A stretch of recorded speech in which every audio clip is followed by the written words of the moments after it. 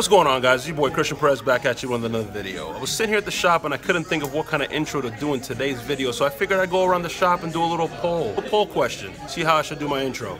No. No. No. No. No. No. So, you saw the poll results.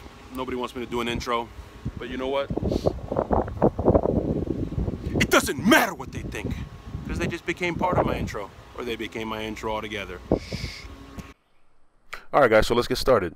Hey, real quick, make sure you visit the link in the description. You saw the picture there. Me, Matt Gifted Hands, and Chris Bosio will be doing a live hands-on class at the Orlando premiere. So don't lose out on your opportunity. Make sure you get your tickets early. The link is in the description below. So here's a little before action. When we're doing, like I said, a little low fade on this gentleman with some shear work on top. And here's a little before. So we're using the Babyliss FX Pros, the FX 673s, with the lever all the way closed, and we're going to create our initial guideline. Doing these low fades, you want to stay underneath the occipital bone. Just keep it as low as you can. I tend to go not even above the ear, as you can see.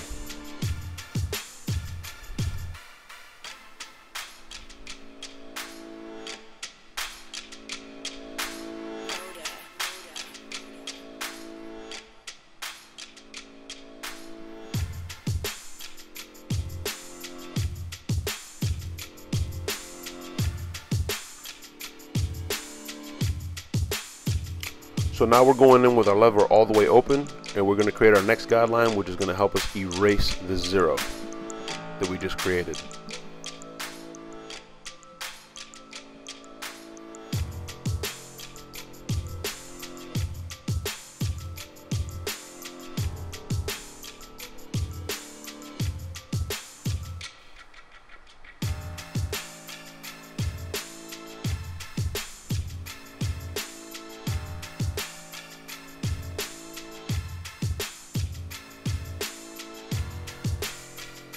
So here we're going to use the open, middle, close technique. So we created the second guideline with the lever all the way open, right? So we're going to go to the middle position, and then we're going to work it all the way closed. And as I work it to the middle and then all the way closed, I start using more the corners of the blade. Now make sure you be careful with these low fades so that you don't raise the fade. Use the corners of your blade. Take your time. It is not a race, it's a marathon. I tell a lot of our new barbers to not worry about speed. Speed is something that stresses a lot of students out when you're coming out of school. It stressed me out. I'm pretty fast now, but it stressed me out in school. And these haircuts are taking me so long. I tell all our barbers that are new, don't worry about the speed. The speed will come with time. Make sure you lock in that client. Make sure you're giving a quality service. Obviously, you don't want to have them in the chair for 2 hours or something like that. But just make sure you're taking your time and you're just providing quality. No sense in rushing through it. So here I'm using the end is magnetic number 3 guard with the lever all the way open, and I'm taking it all the way towards the top, but right before where I'm going to do my shear work. I'm not really digging or following the shape of his head. I'm just kind of rocking the clipper right off the top of his head, almost like a flat top type thing, but I'm not really doing a flat top. I'm just going to clean up that bulk with shears at the end. So here I'm using the end is magnetic number 2 guard with the lever open, which is the equivalent to a 2.5. That's going to cut in right to that number 3 that we established. And I use this technique a lot. I like to blend down. So if you're a beginner, make sure that you're mindful that if you're going to follow this technique, be careful. Not so much when you're doing something with shorter hair on top, but with longer hair. Here I'm using the number 1 guard with the lever all the way open, which is the equivalent to the 1.5. That's going to blend in right to that number 2. And back to what I was saying, be mindful and be careful when you're doing these haircuts with longer hair on top. There's much more of a transition, so there's much more chance for you to raise the fade. So like I said earlier, it's just touching on that point. Just take your time, don't rush it, use the corners of your blade, and just keep hitting that line.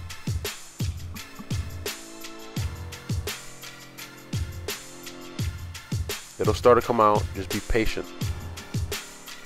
So with all of these guards, I use the open, middle, close technique.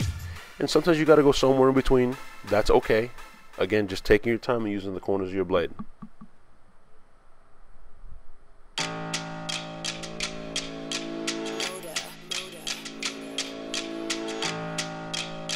You see here I'm exclusively just using the 3 teeth. Now I'm stretching the skin just to tap that weight there. You can see right there that's not blended out yet. You see there's a little bit of weight left towards the top, so I go back in with a 1.5, and that's perfectly normal because I'm taking my time and I'm not just taking the next guard all the way up in a rush. There might be a little bit of bulk, and like I've said before in my videos, the key element to a good haircut is touch-up work. You must go back and touch everything up. You can follow the steps forward, follow them backwards. Same thing, you just gotta touch up the work. And when you're doing touch-up work, make sure you're using the corners and you're taking your time so that you don't mess up the entire blend in one false move, just rushing through it.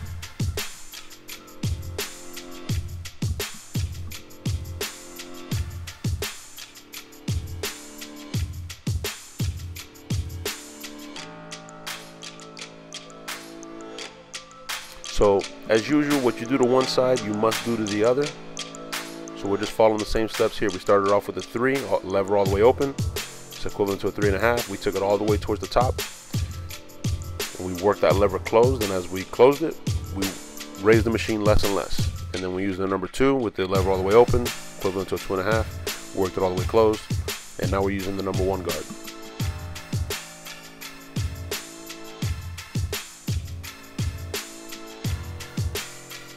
So yeah, like I said at the beginning of the video, guys, I'm really excited, as well as my teammates Chris Bosio and Matt Gifted Hands. We're going to be teaching the class in person at the Orlando premiere. I'm just really blessed and really happy that I'm going to be able to provide education to you guys and just see you guys in person, get to meet some of you guys. Obviously, 245 is going to have a booth there. We're going to be showcasing. We're going to have a lot of headlines, barbers there. So I'm looking forward to that. It's less than a month away, so kind of creeping up on us. Make sure you click on that link and get your tickets now. So again, here we're just following the same process in the back. And if you guys want to go all the way around, for example, if you want to put on that number 3 guard and go all the way around both sides of the head in the back with the number 3, that's okay as well. Especially if you're starting out. I know how to tie it in, and I'm showing you how to tie it in here in the haircut. I tend to do the back, I do one side to tie it in, then I do the other side to tie it in, and then I start blending towards the center to tie it all in. But if you're a beginner and you feel more comfortable going all the way around with one guard and then putting the number 2 on and going all the way around with the number 2, that's perfectly fine as well. That'll actually help you keep it more in unison. So it's really up to you. One thing that my teacher used to tell me in school, and it couldn't be truer, is that there's 1,000 ways to draw a picture. It's just as long as you get the same result at the end, that's okay. So here I'm doing some touch-up work with no guard, and I'm using the corners of the blade exclusively. I'm being very careful not to raise the blade. So you see how there was a lot of bulk left there. That's why I'm telling you guys, touch-up work is the single most important element to a haircut, in my opinion. You know, some people say it's the initial guideline because it sets the entire haircut. But for me, it's just the touch-up work, that polish to make the haircut come together.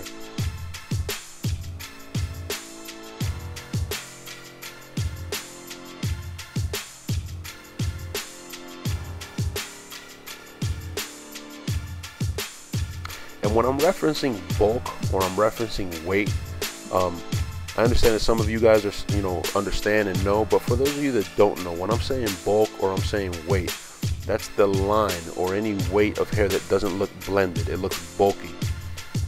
So when I reference that, now you guys know what I'm talking about. So here I'm doing a little bit of shear work. He just wanted to trim up top, so I'm establishing my guideline right down the middle of his head. And then here you can see the 2 points. It's just like connecting dots. You just pull the hair, whatever's long on the outside, you connect it to the guideline you created in the middle. And here, you're cutting towards the center of your knuckles, towards the shortest point that you establish in the middle, obviously, as well. This is what I'm referencing when I say bulk. You see that hair that I just pointed to? That's weight, that's bulk. So here I'm going to go shear over comb technique. I'm going to hold the comb towards myself. People say at a 90-degree angle. I just hold it wherever I feel comfortable, wherever I can kind of control the hair the best. And again, I just take my time. Less is more. I just take off less, and I start taking off more as needed or as I see needed. You see some more bulk here in the back. I'm doing the same thing.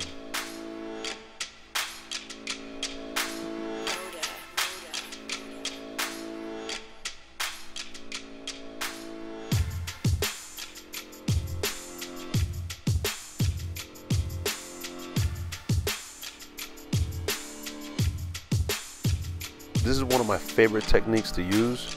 Some barbers use clipper over comb, and that's fine. I can do that as well, but I just feel like I have more control with the shears.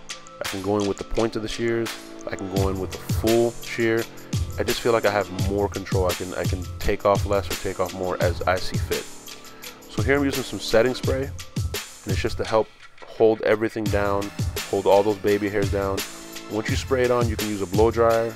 In my particular case, I have a compressor at the barbershop, so I'm just using some air to dry that up. It's almost like hairspray, and just brushing all those baby hairs down. Helps give you a nice crispy line to work with. Nice canvas, everything's sitting still. You don't have those baby hairs running away from you. You guys know what I'm talking about out there. Those pesky little hairs run away from you. Helps everything stay in place and gives you a nice crispy line to work with.